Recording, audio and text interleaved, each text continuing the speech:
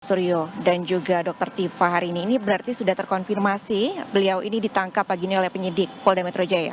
Iya, saya sudah bertemu dengan kedua beliau ya.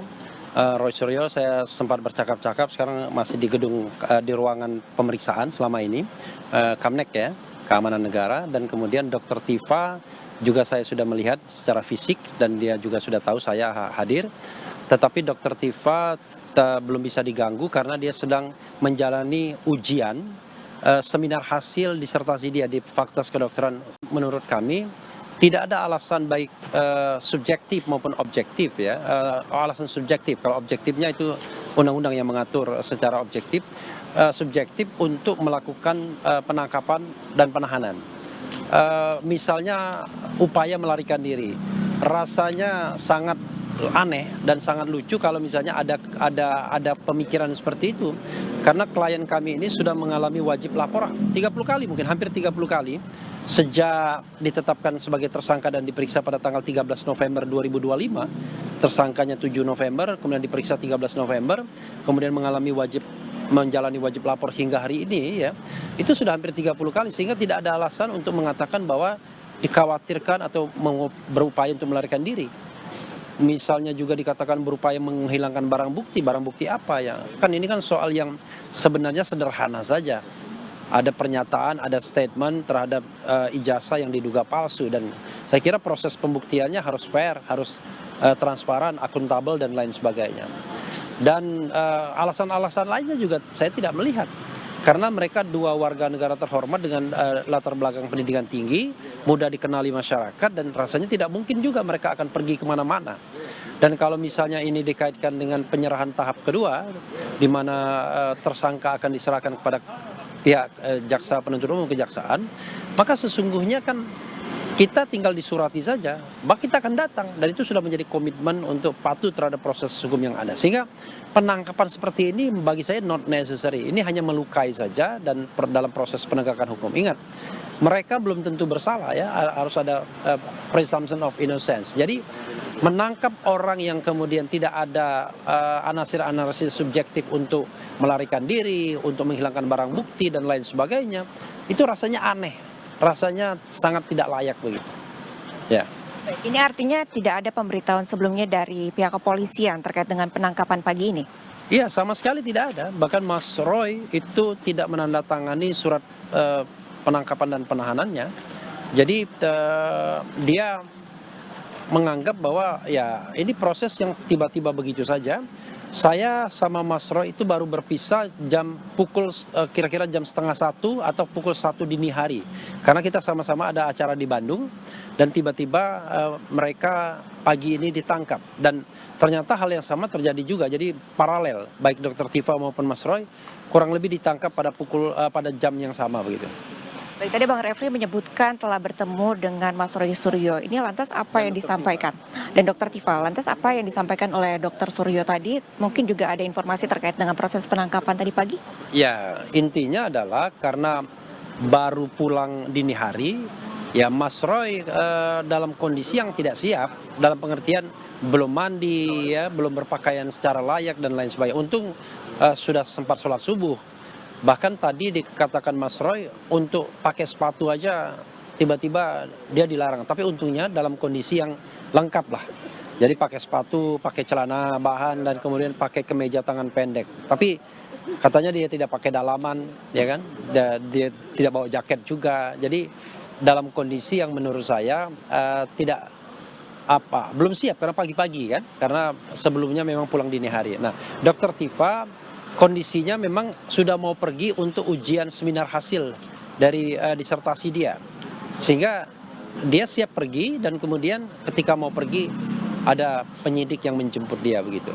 Dan keduanya tidak mau ribut ya, jadi walaupun belum ada lawyernya, penasihat hukumnya datang, mereka akhirnya diangkut ke sini dan sekarang di ruang pemeriksaan Kamnek yang selama ini untuk memeriksa kasus-kasus ini. Baik, ini kan ditangkap pagi hari dan langsung dibawa ke Subdit Kamnek ya, Bapak. Ini lantas sebelumnya apakah juga sempat ada percakapan antara pihak Polda Metro Jaya dengan Mas Roy Suryo ataupun juga Dr. Tifa? Ya sama sekali tidak ada. Jadi mereka datang menangkap begitu saja, tetapi kita menengarai ya ini semacam tanda kutip pesanan begitu.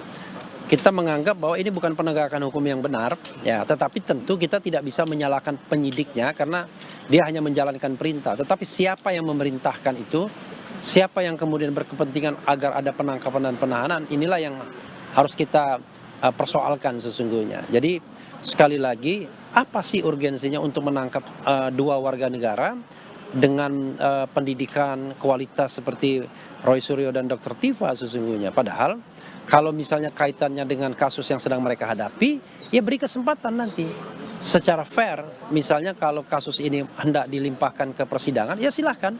Tetapi kasih kesempatan yang sama, ya baik kepada Mas Roy, Dr. Tifa, ya maupun tentu kepada jaksa penuntut umum untuk membuktikan ini kan bukan sebuah pelanggaran pidana yang memang jahat dari sononya, seperti perkosaan, perampokan, pembunuhan dan lain sebagainya. Ini adalah sebuah perbuatan yang sebenarnya dilindungi oleh konstitusi, yaitu kebebasan berpendapat baik secara lisan dan tulisan.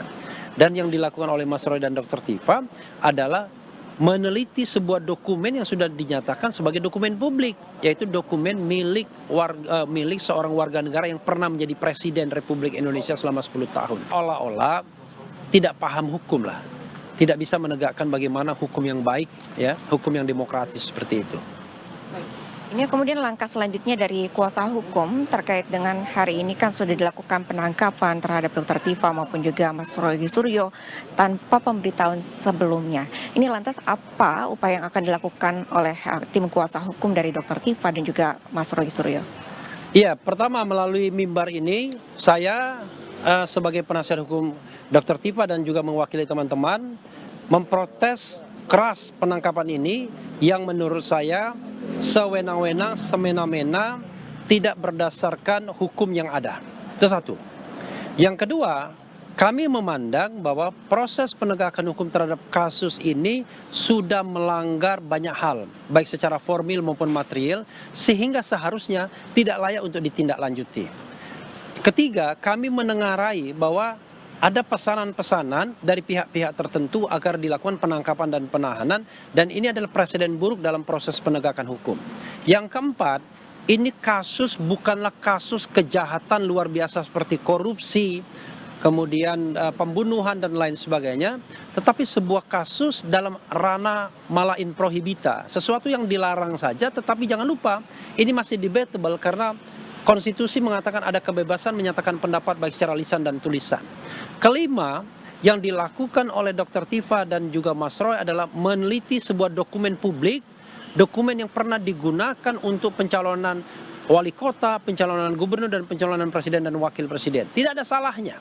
Undang-Undang Kebebasan Informasi Publik mengatakan itu dokumen publik, putusan KIP, ya, Komisi Informasi Publik, juga mengatakan itu dokumen publik. Terhadap dokumen publik tidak dibutuhkan permisi, tidak dibutuhkan semacam kulonwon kalau untuk melakukan penelitiannya. Sehingga sekali lagi, selain protes secara terbuka melalui publik ini, melalui media publik, kami tentu akan melakukan langkah-langkah. Nah, salah satu langkah yang sudah saya pribadi lakukan dan juga teman-teman adalah menghubungi pihak-pihak yang otoritatif. Kami sudah menghubungi Ketua Komisi 3 DPR RI agar mereka menegur, melakukan pengawasan terhadap Polda Metro Jaya. Karena itu wilayah pengawasan mereka sebagai fungsi pengawasan Dewan Perwakilan Rakyat. DPR tidak boleh diam saja menghadapi soal ini. Sekali lagi, ini adalah ranah konstitusional hak warga negara untuk berserikat, berkumpul, mengeluarkan pendapat baik secara lisan dan tulisan. Kami juga sudah menghubungi pihak-pihak lain yang juga berkepentingan terhadap ini. Berkepentingan terhadap stabilitas nasional, agar kasus ini kemudian tidak merambat kemana-mana dan kemudian justru mengganggu program pemerintahan. Karena akan terjadi protes sana, protes sini, dan bahkan kita tidak tahu apa yang akan terjadi kemudian kalau kemudian tindakan koersif ini terus dilakukan. Nah, karena itu kami menyiapkan langkah-langkah hukum lainnya yang layak. Ya. Download Tribun X sekarang, menghadirkan lokal menjadi Indonesia.